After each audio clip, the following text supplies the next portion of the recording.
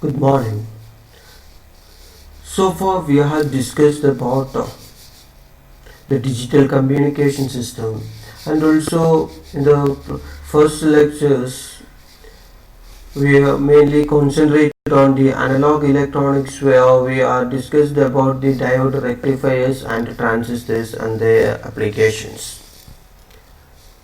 Now we are moving on to another part of electronics, where here we will study some of the special devices used in electronics, or by using the technology in electronics we will discuss how some of the new devices has been fabricated and what are their uses.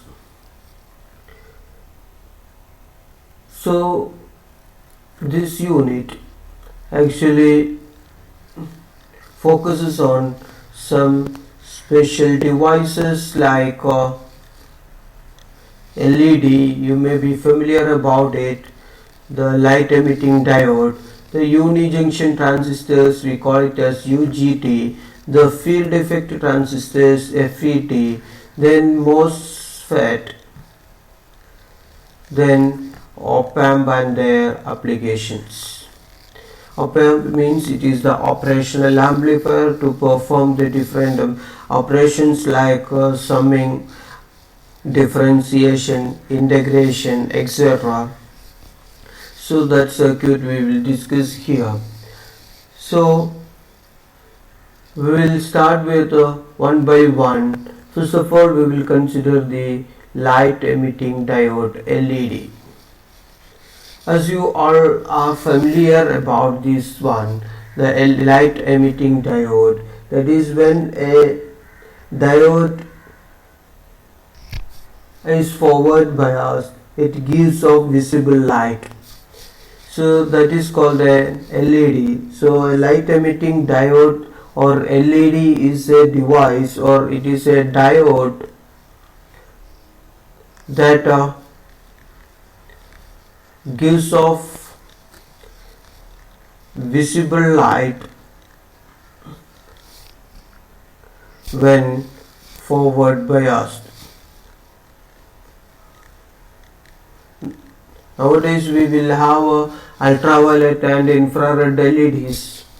Here we will, in most of the toys, we will have sensors. Those sensors works on the basis of infrared LEDs, and also in TV remotes and such things you can see these infrared LEDs. Just anyway, here what generally we mean by LED is that it gives off the visible light. The important thing is that these ordinary LEDs are not made from germanium or silicon, but they are using, or these LEDs are produced by using the elements like gallium, phosphorus and arsenic. So these are the semiconductors used to produce the or make the light emitting diodes. By varying the quantities of these elements, we can produce LEDs which emits lights in the region of or in the colors of red, green, blue, yellow, etc. Of course white will be there because if you are having red, green, blue, they are the primary colors. From using that we can produce the white light also. So different colors of LEDs can be produced by varying the quantities of this gallium, phosphorus, arsenic, etc. If you consider the gallium arsenide,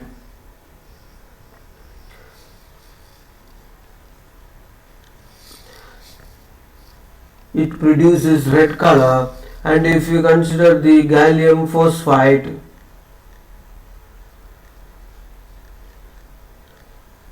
it produces the green color. And if you consider the gallium nitride, it produces the blue color. And a combination of the aluminum gallium arsenide produces a yellow color. And the varying combination of aluminum gallium arsenide produces the red, yellow, orange colors, etc. So the main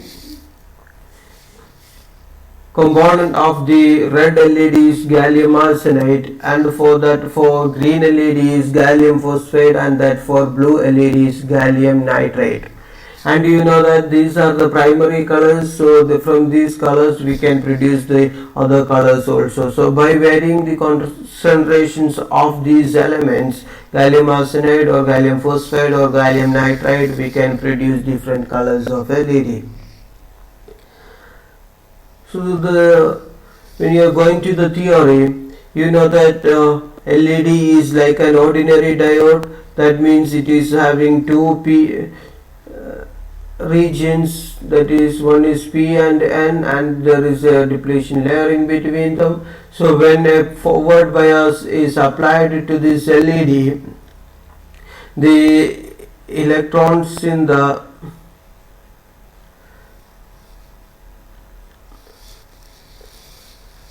N region will move to P region and recombine with the holes in the P region. Here one thing we have to remember is that the electrons are in the conduction band and the holes are in the valence band. So the electrons in the conduction band from the N region recombines with the holes in the valence band, and the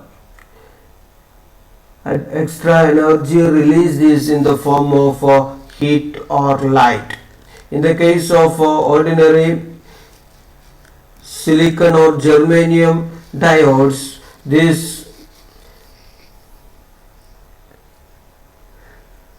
the entire energy of this recombination is released in the form of heat, and the light is insignificant in the case of silicon and germanium diodes. But if you consider these other gallium arsenide or gallium phosphide or gallium nitride, or the semiconductors like gallium arsenide or gallium phosphide or gallium nitride, it produces a significant amount of light energy in addition to the heat energy while the recombination takes place.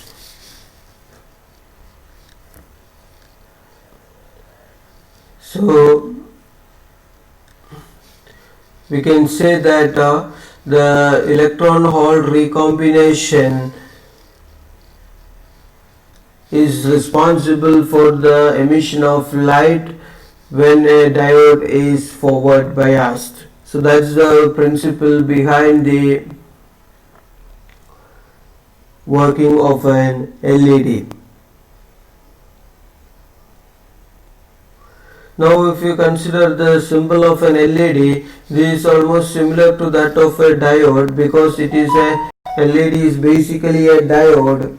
So the symbol for a diode is familiar to us. It is having a positive part and a negative part. The positive part is represented by an arrow, and the negative part is represented by a bar. So this one represents this is actually the P region, and this is the N region. So this should be positive and this should be connected to the negative terminal of the battery, and this one represents a diode. So to distinguish it from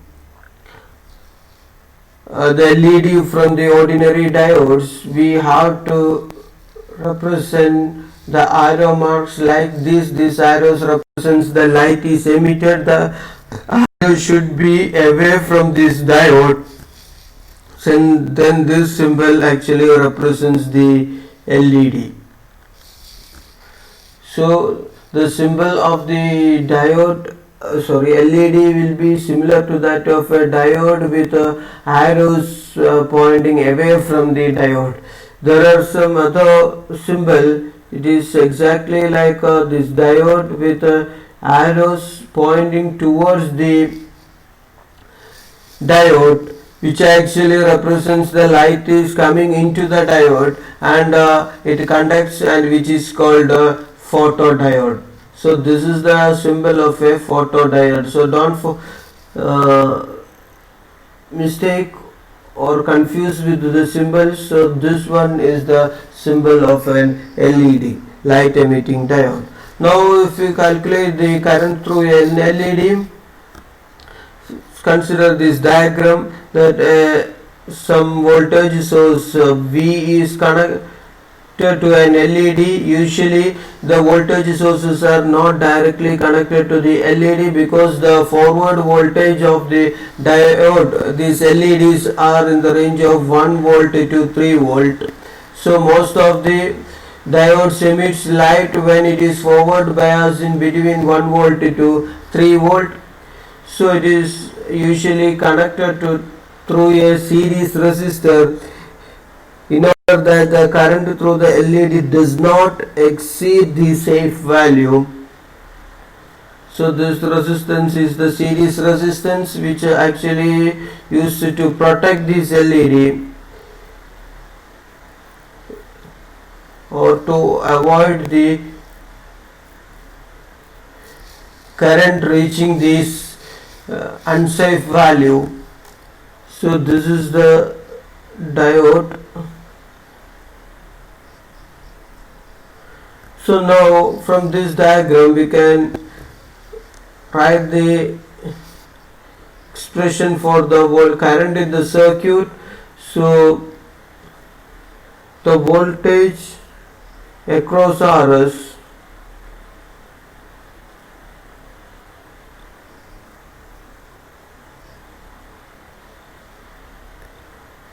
is equal to V minus Vd, where Vd is the voltage across the diode. So to start the conducting through the diode, it has to reach the voltage which is in between 1 to 3 volt in general. So that voltage we are representing it by Vd. So the voltage across the series resistor is V minus Vd. Then the circuit current, we call it as the forward current.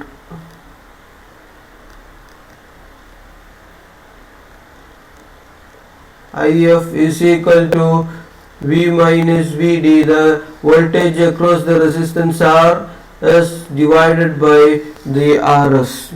So V minus Vd by Rs is the current through the circuit. So that the voltage V across the diode versus the current through the circuit can be drawn. It will almost resemble like that of a forward characteristics of a diode.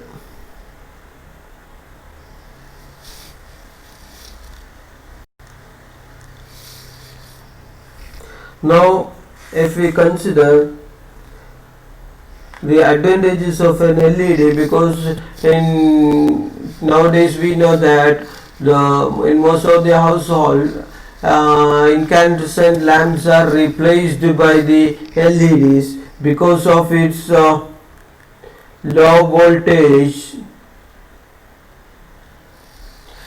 Because if you consider a 60 watt incandescent bulb and 15 watts of LED, both will give almost the same, or the LED will give more luminescence or more light. So we can say that LED is using low voltage to give much light when compared to the incandescent lamp. So we can say that now the advantage of using LED is very low voltage. It uses low voltage or low voltage enough to give more light, and also its life. These LEDs are having longer life because previously, before this LEDs are coming into picture, we will have the CFLs in our households, where CFL is having very short period, but LEDs are having a longer life. So even this LEDs will have a longer life under normal operations when compared to the CFL or incandescent lamp. And another main advantage of these LEDs are their fast on off switching. The incandescent lamps need a finite time to heat up the filament and to give the light.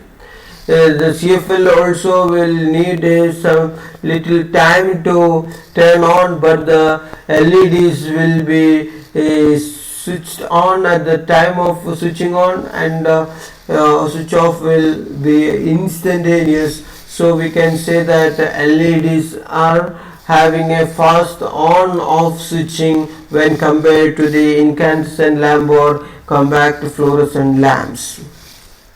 So that's all about the LED. Next we will discuss about the FETs and other devices in the coming lectures. Thank you.